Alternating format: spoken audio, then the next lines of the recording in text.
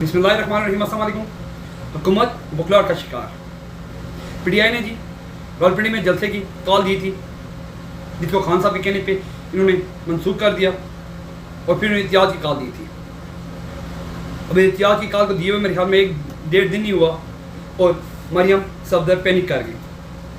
वो पैनिक इस तरह कर गई कि उन्होंने लाहौर से आने वाली मोटरवे और जीटी रोड, अभी तक सुनने में ये आया है कि दोनों को बंद करने जा रहे हैं या बंद कर चुके हैं, और स्पेशली जो मोटरवे या जीटी रोड आ रही है पेशावर की साइड से, उसको भी बंद करने जा रहे हैं। उधर से जो उनको ख़तरा है वो अली अमीन गंडापुर का है कि अली अमीन गंडापुर कहीं पिंडी ना पहुँच जाए। हालांकि अली अमीन गंडापुर साहब इसी मुल्क के शायरी हैं, एक सूबे के वज़ीर आला हैं। अगर वो जहाँ पर भी आना जाना चाहें उनके लिए कोई पाबंदी नहीं होनी चाहिए। वज़ीर आला को छोड़ें, एक आम इंसान को भी इन्होंने मुश्किल में डाल दिया। पिंडी में दाखिले के तमाम एरिया की तरफ इन्होंने कंटेनर लगाना शुरू कर दिए। अभी हिसाब लगा लें कि जो गुजर खान, कलर सईदा, रवात, मंदरा, कोहता, सियाला या मॉडल टाउन या उस तरफ के जितने भी इलाके हैं या इस तरफ के आप इलाके कर लें, पेशावर की तरफ से आने वाली जो रास्ते में पेशावर इस्लामाबाद के रास्ते में हैं या मरी और इस्लामाबाद के रास्ते में जो कंटेनर ये लगा रहे हैं, वहाँ पे लेने वाले लोग, वहाँ का जो उन लोगों का मेन जो मरकज़ होता है, जब किसी की तबीयत ख़राब होती है तो उसको लेके पिंडी या इस्लामाबाद जाया जाता है। अगर कोई छोटी मोटी बीमारी हो, वहाँ पे हॉस्पिटल वगैरह हैं, छोटे मोटे हॉस्पिटल हैं, प्राइवेट क्लिनिक्स हैं या सरकारी अस्पताल हैं, लेकिन अगर किसी को इमरजेंसी हो जाती है और उसे पिंडी या इस्लामाबाद पहुँचना होगा और कंटेनर लगे हुए एहतियात को रोकने के लिए। हालाँकि मेरे अंदाजे से एहतियात कोई बड़ी बात नहीं थी। लोग आते, नारे लगाते, हल्ला गुल्ला थोड़ा सा होता, थोड़ी सी हाइप क्रिएट होती, मीडिया पर तो खैर दिखाना नहीं था, नहीं सिर्फ सोशल मीडिया पे वहाँ पे लोग पहुँचे होते, उस पर भी एक बात करूँगा। लेकिन आप हिसाब ये लगा लें कि अगर किसी ने वहाँ पे पहुँचना होगा आप इमरजेंसी में और खुदा न खास्ता किसी की जान चली जाती है तो इसका जिम्मेदार कौन होगा? इसका जिम्मेदार हुकूमत वक्त नहीं होनी, हुकूमत पंजाब नहीं होनी। और इस हुकूमत पंजाब ने पुलिस को भी अलर्ट कर दिया, तमाम पुलिस वालों की छुट्टी मनसूख कर दी और ऊपर से रेंजर्स को भी बुला लिया गया जी। और जितने भी बंदे शायद मीडिया वाले तो पहले ही कवरेज वगैरह नहीं कर रहे होते और जो भी इंडिपेंडेंट तौर पे वहाँ पे कर रहे हैं, यूट्यूबर रिपोर्टिंग कर रहे होते हैं, उनको भी पकड़ लिया गया जी। ये 7 वीडियो आपको चल रही है, मखदूम शाहबुद्दीन साहब, ये अभी मैं चलाने लगा, उनको देखें, ये वहाँ पे रिपोर्टिंग करने लगे तो इनके साथ क्या सलूक किया गया। जी जी चले बंद कर गाड़ी में अच्छा आ रहा हूँ फरमा सकते हैं कि पुलिस चारों तरफ इस वक्त हमारे भी आसपास मौजूद है और ये आपको ताज़ा तरीन अपडेट्स जो हैं वो हम आपको रिपोर्ट कर रहे हैं कि भारी नफरी यहाँ पर देख रहे हैं। और इस वक्त जी चले बंद कर गाड़ी में अच्छा आ रहा हूँ दादा साहब। ये हिसाब है जी पाकिस्तान का।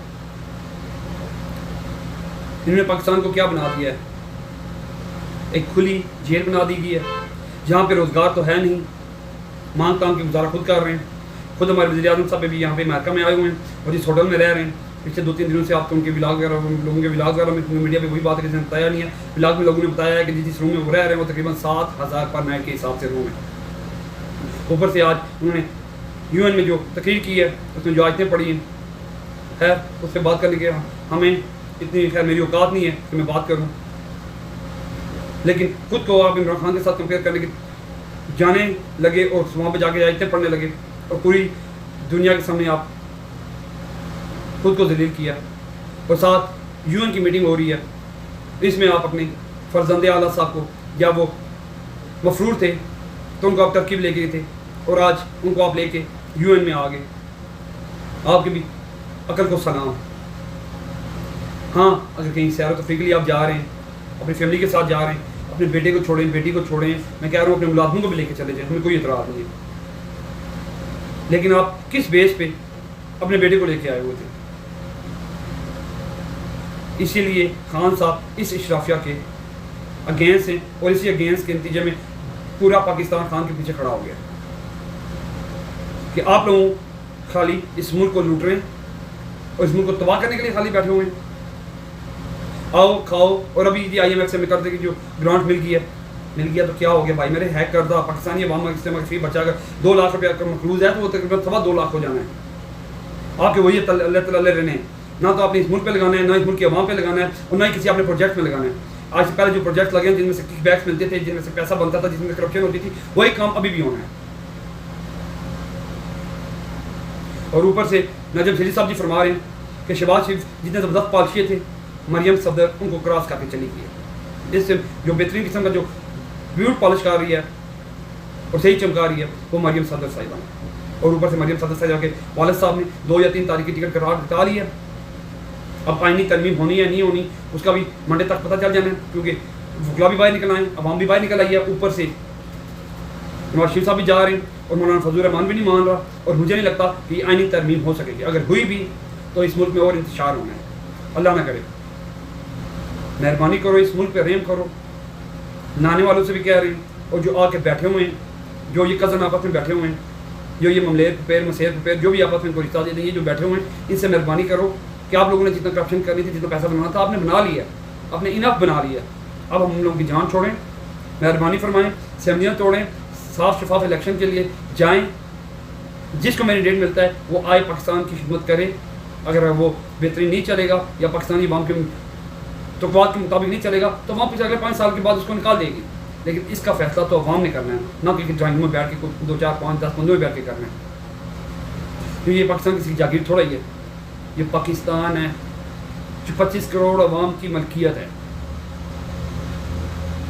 आगे आप टैक्स ले जा रहे हो, ऊपर से आप अब जिसकी इनकम 50,000 क्या आजकल है, इतना तो आप बिजली का बिल भेज देते हो एक मिडिल क्लास बंदे को। अब वो बिजली का बिल दे, अपने बच्चों को पढ़ाए, मेडिकल दे, ग्रोसरी पूरी करे, इस 50,000 में क्या क्या करे, और उसको भी आप टैक्स नेट में लेके आ रहे हो। टैक्स नेट में उन लोगों को क्यों नहीं लेके आ रहे जो बड़े बड़े घरों में रहते हैं, बड़ी बड़ी गाड़ियाँ यूज़ करती हैं, जिनकी इनकम भी है, उनको टैक्स नेट में लेके आए। है कल एहतियात है PTI का, और जहाँ तक ये कोशिश कर सकते हैं ये रोकने की, ये रोकेंगे। लेकिन मैं आज भी आपको प्रेडिक्शन दे रहा हूँ कि एहतियात होना है, और बहुत भरपूर तरीके से होना है, और बेहतरीन तरीके से होना है। ये जितनी मर्जी कोशिश कर लें, जिस मर्जी को गिरफ्तार करने की कोशिश कर लें, ये कुछ नहीं कर सकते। ये शेख वकास साहब जिनको PTI का अभी सेक्रेटरी बनाया गया इत्तलात और इरशाद का, तो उनका भी एक ट्वीट आया कि मेरे जो घर वालों के, मेरे जो ख़ानदान के लोगों के पेट्रोल पंप से वो बंद करने शुरू कर दिए, उसके अलावा जो उनकी ट्रांसपोर्ट वगैरह चल रही थी उनको भी बंद करना शुरू कर दिया। किस तरफ जा रहे हो, क्यों और इंतशार फैला रहे हो? मरियम सफदर साहिबा, आप बिलावल, आप इमरान खान के दौर में आप लोगों ने एहतियात किया, रैलीज लेके आए, 2-2, 4-4 दिन आपने मोटर भी बंद की हुई थी, किसी ने आपको नहीं रोका, बल्कि खान ने कहा था आओ हम आपको हर चीज़ प्रोवाइड भी करेंगे, और आप किस चीज़ पे चल पड़े? कौन सी ये जमहूरियत है? ये जमहूरियत नहीं, डिक्टेशन है, ये माशाल्लाह है। और ये मेरे हाल में अब इसे क्या नाम दिया जाए? एक तो आप लोगों ने तलबे चढ़ने की इंतहा कर दी है अपने और अपनों का ख्याल किया, पाकिस्तान जिंदाबाद, सलाम अलैकुम।